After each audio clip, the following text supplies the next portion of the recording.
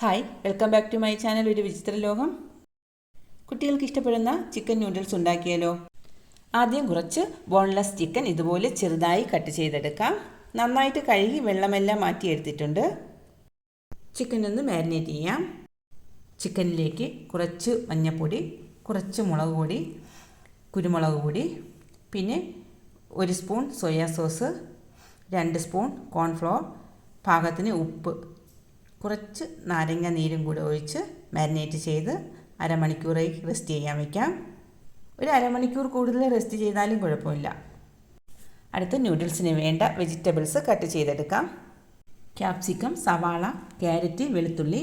ഇതിൽ വെളുത്തുള്ളി ചെറുതായിട്ട് കട്ട് ചെയ്തെടുക്കണം, ബാക്കിയെല്ലാം നീളത്തിൽ കട്ട് ചെയ്തെടുക്കാം. ഇതെല്ലാം കട്ട് ചെയ്തൊന്ന് മാറ്റി വെച്ച ശേഷം ഇനി ഒരു പാനിൽ കുറച്ച് സൺഫ്ലവർ ഓയിൽ ഒഴിച്ചു കൊടുത്ത് നേരത്തെ മാരിനേറ്റ് ചെയ്ത ചിക്കൻ ഈ പാനിലേക്ക് നിരത്തിയിട്ട ശേഷം തിരിച്ചു മറിച്ചു വിട്ട് പൊരിച്ചെടുക്കാം. ഒരുപാടങ്ങ് ഫ്രൈ ആകണ്ട, ചിക്കനൊന്ന് ഫ്രൈ ആയി ഒന്ന് സോഫ്റ്റ് ആയാൽ മാത്രം മതി.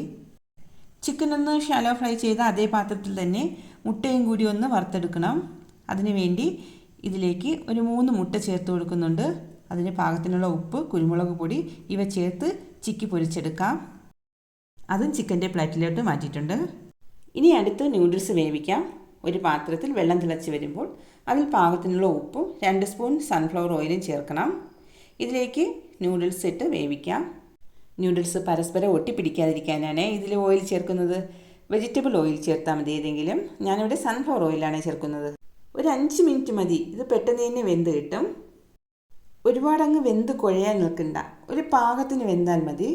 അടുപ്പിൽ നിന്ന് ഇത് മാറ്റിയാൽ ഉടനെ ഒരു സ്ട്രെയിനറിലോട്ട് ഇട്ട് കൊടുക്കാം.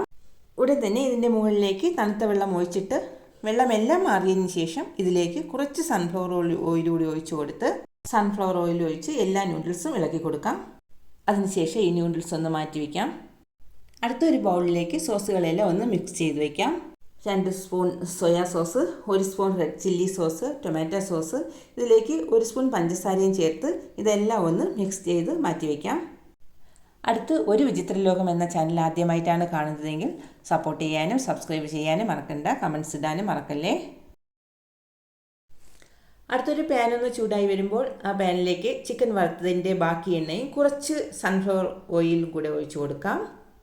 എണ്ണ ചൂടായതിലേക്ക് ചെറുതായി കട്ട് ചെയ്ത വെളുത്തുള്ളി ചേർക്കാം. അടുത്തായി കട്ട് ചെയ്ത സവാള കൂടി ചേർത്ത് ഒന്ന് വഴറ്റി കൊടുക്കാം. ഇതൊന്ന് വഴറ്റിയതിലേക്ക് ക്യാരറ്റും ക്യാപ്സിക്കവും ചേർത്ത് കൊടുക്കുന്നുണ്ട്.